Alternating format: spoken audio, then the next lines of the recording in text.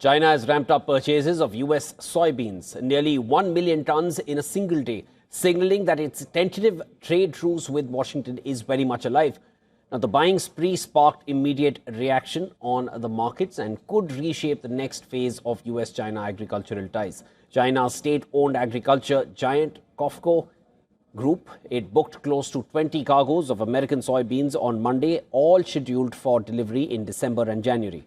The shipments are coming from both Pacific Northwest ports and Gulf Coast terminals. According to people familiar with the purchases, this marks the end of what analysts called a brief pause in Chinese buying, and the markets reacted fast. Chicago soybean futures jumped as much as 3.2% on the update before easing slightly during Asian trading on Tuesday. The renewed purchases follow the late October meeting between Chinese President Xi Jinping and US President Donald Trump, where both sides agreed to a trade truce.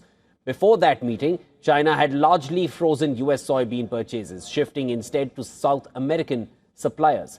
Washington has said that China pledged to buy 12 million tons of US soybeans by the end of this year and 25 million tons annually for the next 3 years. China have not publicly confirmed those exact figures, but it has taken steps suggesting compliance, including cutting tariffs on soybeans and lifting import bans on 3 US exporters.